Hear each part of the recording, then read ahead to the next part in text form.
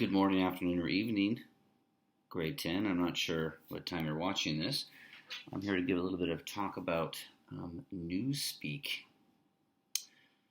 So, what is Newspeak? Well, the important thing to know about Newspeak in 1984 is the purpose of it.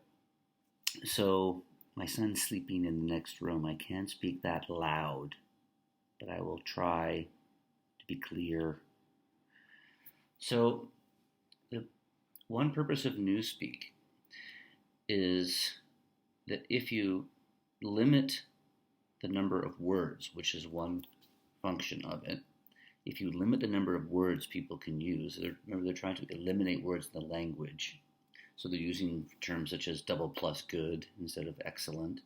So they're trying to eliminate words because the belief is it limits, therefore, the amount of thought a person has, limits thoughts as well. So this comes from something known as the Sapir-Whorf hypothesis, which believes that if there's no, that language, we often think that thought determined language, but in this case, with this theory, is concerned with linguistic determinism, which means that language determines thought. Okay, without so if there's no word for it, then you can't say, you can't think it. Okay, linguistic determinism. So that's an interesting aspect of what also what Newspeak is about. The other issue, so one issue is limiting. If you limit or lessen the number of words in the language, that can perhaps limit thought. The other strategy of Newspeak is Newspeak is the use of euphemisms. So euphemisms are used to soften language that may have a controversial or harsh or even offensive, negative feeling toward it. So, as I may have explained before, you don't ask me in the washroom, can I pee? Can I pee in the urinal? Say, can I go to the washroom? It's not really a place you wash. It's not really even a room in a sense, but so we use these euphemisms. Same with, we don't say dead, she died. We say passed away, she's left us, no longer with us. So these are all terms, they're euphemisms. And of course, in 1984, euphemisms are used, especially with all the major government administration and buildings, such as Mini True, okay, which is actually where propaganda takes place. So the Mini True is like a euphemism to soften and try to perhaps, if language can control thought, then it soften perhaps makes it seem less hideous or controversial or offensive or horrible what goes on there because we have the word love. Mini-Pax being Ministry of Peace. Okay? Instead of saying war, what's interesting about that in real life is that the United States, before World War II, called their department the Department of Defense. The War Department. After World War II, they changed it to the Defense Department or Department of Defense. Despite the fact that the U.S., I guess you could argue the Twin Tower bombings in 2001, have not had to defend the country from any attack by any opposing army since after World War II. What else do we have? Ministry of Plenty, again, which is ironic, right? But perhaps in Oceania, if people sense that, well, plenty means a lot, even though, of course, the purpose of the function of Ministry of Plenty is to give them fewer things like chocolates, nice food, whatever. There is a chocolate ration. So they're actually cutting the amount of rations and food and produce they can get, but that's called plenty. So all these euphemisms are um, this also not just limiting thought, the amount of the range of thought that people can have, but also limiting. Also being used as euphemisms to warp, adjust, or influence the way people would perceive something, such as the ministry of love, ministry of plenty, and then of course also I forgot ministry of mini-true, ministry of truth, where of course where propaganda is created, lies.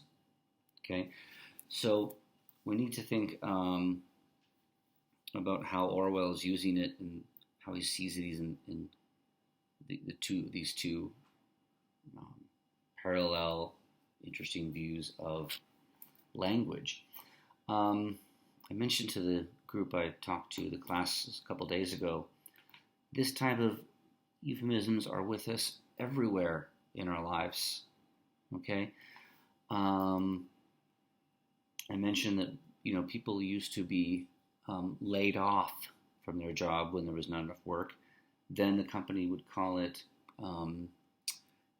downsizing. Sounds better. Then it became right sizing. Well, we're getting the right number of people in the company, so you've lost your job. Also restructuring. All these things sound quite positive, don't they? Right sizing, restructuring. Well, it means you've lost your job. And in warfare, it's extremely common. I think I've talked about if one soldier shoots a soldier from his own country, it's a horrible thing to happen. And they have to go and tell the soldier's family. Well, it's friendly fire. Okay, so imagine how these euphemisms are trying to influence the way we think. If heavy bombing occurs if an area of a country or an area is heavily bombed, and it results in like crops destroyed, thousands of perhaps villagers, innocent people, women, children, just homes razed, burned to the ground. Okay, that is called pacification. Okay, so these are, you may ask, who are these words for? Well, in this case, words like pacification are for the public back home, so that whether it's Americans or British or Canadians can say, oh, what happened over there in Middle East? Oh, pacification. Okay. It's trying to make it palpable or acceptable. Okay, and this is also what, of course, the outer party, people like Winston and Julia have to. The purpose of this Newspeak language is getting them to accept, trying to influence them to see these things as positive that are occurring, even though they're absolutely horrible and negative. Have you ever heard of the term enhanced interrogation? It's an American term. It's quite interesting. Enhanced interrogation. Okay. Torture. That's what torture used to be called. So, again, people might say, and back in the United States, they might say, "I'm against torture. That's barbaric." I say, "Oh, don't worry. It's enhanced interrogation is what we're doing. So don't worry about it. It's very, very different." Maybe last year I mentioned that during the first Iraq War, the language that the British newspapers used to describe the same events, the same actions. But for the British, when they did it, they would neutralize somebody, neutralize a position. Iraq would kill. The British were loyal to their prime minister. The Iraqis were blindly obedient.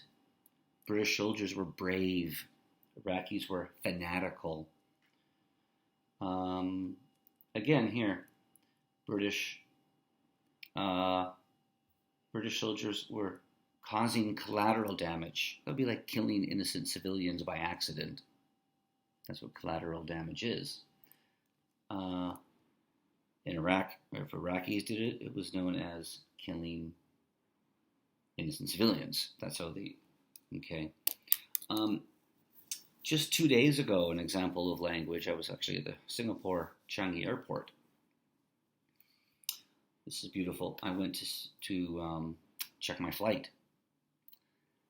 And I saw a sign up there and it said my flight was retimed. And it was stated for 50 minutes later. So that I felt so much better because in the past my flights would be delayed, but now it's called retimed. And I just, definitely makes a big difference for me, that language. But that's what the airlines are thinking, right? That's how they're trying to shape it now. Delayed doesn't sound nice, but if you call it it's a new time. It's retimed. Isn't that much better? Don't you just accept, retimed. Okay, that's fine. Right, retimed. So all over, in so many aspects of our lives, people are using language in this way to shape the way we think, to influence the way we think about such matters. And so you may say, why is this a big part of 1984? Well, in terms of controlling the population, we know they do it through surveillance. There's the thought police, there's Big Brother, there's the telescreen that is observing Winston in his home. Yes, so we have surveillance. We have the threat of violence and torture. That's another way that the Big Brother and the party control people. The threat of going to mini love. Another example of a euphemism where you go to get tortured. We have the threat of violence, but there's also the role of language, which is extremely powerful. And don't forget, in things like after 9/11, for example, another thing I'm thinking of here, after the terrorist attacks on the World Trade Towers and the Pentagon, the United States passed something called the Patriot Act. Sounds amazing. What it meant is that anybody going through airports could have full body searches. You'd be taken into a back room and interrogated. They could tap your phones and listen on your phone calls. Like American police tapping and secretly listening to American phone calls, secretly checking emails. That was the Patriot Act. Doesn't that sound like, that euphemism, Patriot Act, it seems like such a wonderful thing to be part of. No, they're investigating you, they're spying on you, they're checking on you.